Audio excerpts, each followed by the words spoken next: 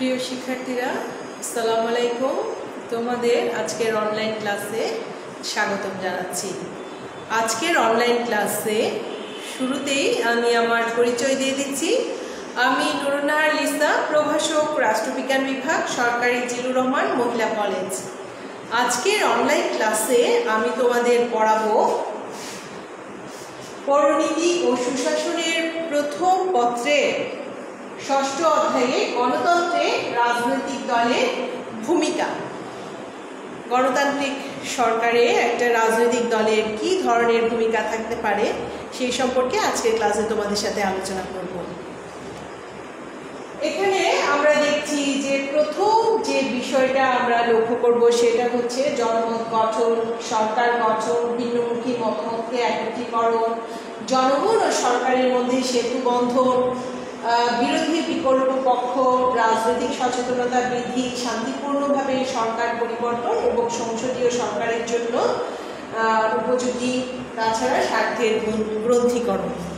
এবং এখানে আমরা প্রথমেই যে বিষয়টা নিয়ে আলোচনা করব সেই বিষয়টা সম্পর্কে দেখো যে আধুনিক যে সরকার, যে বর্তমান সময়ের যে সরকার ব্যবস্থা নিয়ে যদি আমরা আলোচনা করি, যে আধুনিক বিশাল আয়তন গণতান্ত্রিক যে রাষ্ট্রগুলো বিপুল জনগোষ্ঠীর পক্ষে প্রত্যক্ষভাবে শাসন কার্যে অংশগ্রহণ করা সম্ভব নয়, এবং তাই জনগণ কি করে থাকে যে প্রতিনিধি নির্বাচন করে তাদের মধ্য থেকে পরোক্ষভাবে শাসন কার্যে অংশগ্রহণ করে থাকে। এবং আধুনিক প্রতিনিধিত্বমূলক গণতন্ত্রের ভিত্তি সেটা হচ্ছে রাজনৈতিক দল। এবং প্রতিনিধিত্বমূলক গণতান্ত্রিক শাসন ব্যবস্থায় রাজনৈতিক দলের ভূমিকা অগ্রগণ্য।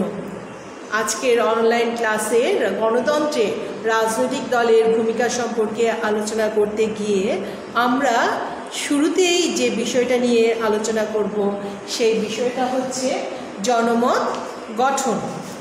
বিষয়টা এক নম্বর যেটা আমরা দেখব সেটা হচ্ছে জনমত গঠন। এবং জনমত গঠনটা কি সেটা নিয়ে আলোচনা করি।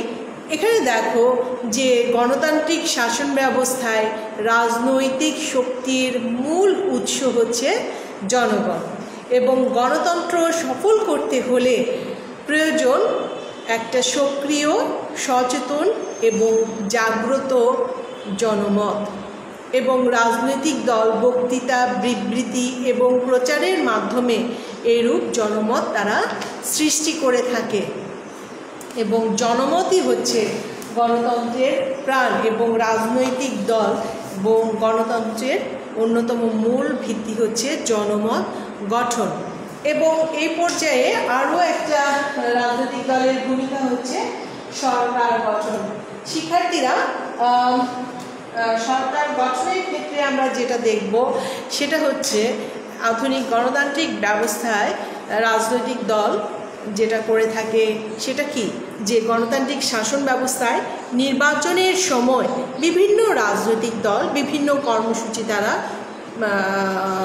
প্রকাশ করে থাকে, এবং জনগণ এর মধ্য থেকে সবচেয়ে কল্যাণকর বাস্তবমুখী কিছু কর্মসূচি রাজনৈতিক দলের প্রতি তাদের আস্থা এবং সমর্থন জ্ঞাপন করে।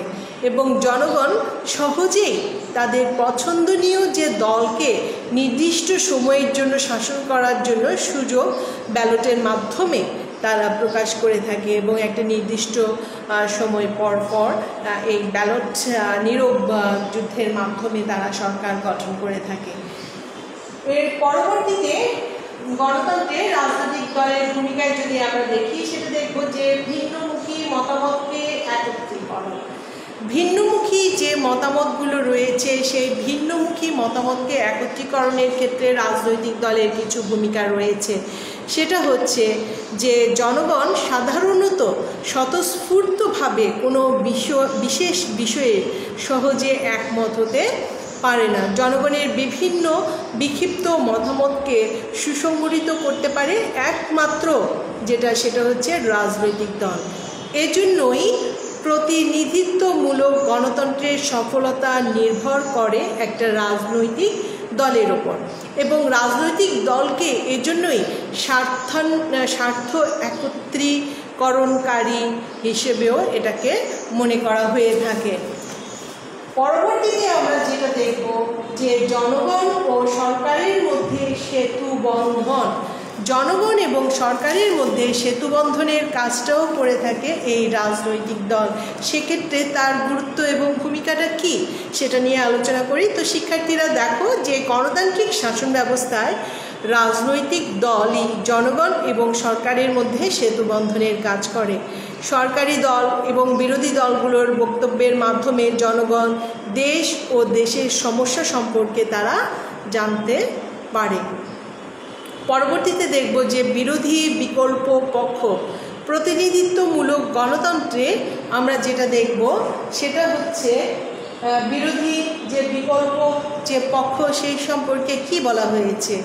এক্ষেত্রে দেখো যে প্রতিনিধিত্বমূলক গণতন্ত্রে সংখ্যাগরিষ্ঠ দল যে গণবিরোধী কাজে লিপ্ত না হয়, স্বৈরাচারী দুর্নীতিপরায়ণ না হয়, সেই জন্য বিরোধী দলকে সবসময় সতর্ক দৃষ্টি রাখতে হয়। প্রতিনিধিত্বমূলক গণতন্ত্রে বিরোধী দলই বিকল্প সরকার হিসেবে মনে করা হয়ে থাকে। তাহলে আমরা যেটা দেখলাম সেটা হচ্ছে জনগণ ও সরকারের মধ্যে সেতুবন্ধ, বিরোধী বিকল্প যে পক্ষ। পরের যে রাজনৈতিক দলের যে ভূমিকা, সেই ভূমিকাটা হচ্ছে বিরোধী বিকল্প পক্ষের পর যেটা দেখবো সেটা হচ্ছে রাজনৈতিক সচেতনতা বৃদ্ধি। রাজনৈতিক সচেতনতা বৃদ্ধির ক্ষেত্রেও কিছু গুরুত্বপূর্ণ রাজনৈতিক দলের কিছু ভূমিকা রয়েছে।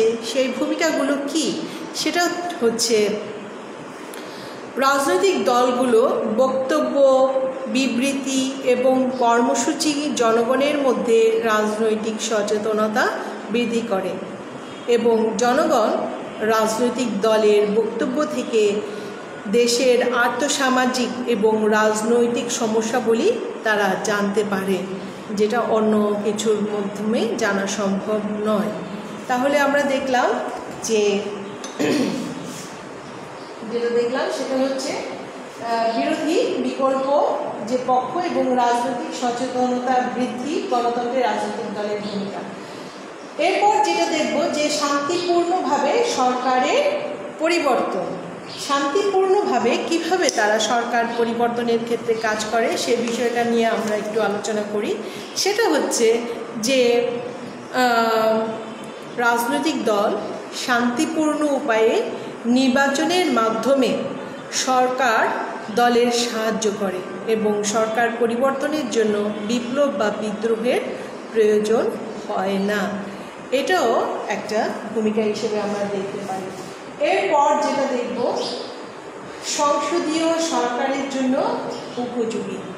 যে সমস্ত দেশে সংসদীয় সরকার ব্যবস্থা বিদ্যমান সেই সমস্ত দেশে এই গণতন্ত্রের রাজনৈতিক দলের ভূমিকা অগ্রগণ্য। এবং এখানে যদি আমরা দেখি যে সংসদীয় সরকার মূলত হচ্ছে একটা দলীয় সরকার, এবং দলীয় শৃঙ্খলাই সংসদীয় সরকারকে আইন প্রণয়ন, শাসন কার্য পরিচালনায় দৃঢ় ভূমিকা পালন করতে সাহায্য করে। এমনকি রাষ্ট্রপতি শাসিত সরকার পদ্ধতিতে আইন বিভাগ এবং শাসন বিভাগের মধ্যে ক্ষমতাসীন দলই সহযোগিতার সেতুবন্ধন হিসেবে কাজ করে থাকে। তো শিক্ষার্থীরা আমরা যেটা জানলাম যে সংসদীয় সরকারের জন্য উপযোগী হচ্ছে এই রাজনৈতিক দল।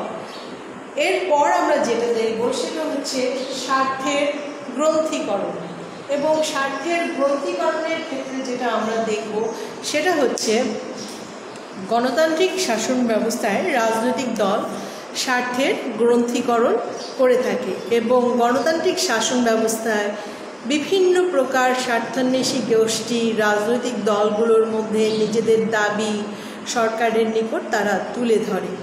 এভাবে রাজনৈতিক দল স্বার্থের গ্রন্থিকরণ করতে সহায়তা তারা করে থাকে। শিক্ষার্থীরা আমরা আজকের ক্লাসে যেটা আলোচনা করলাম সেটা হচ্ছে রাজনৈতিক দলের ভূমিকা।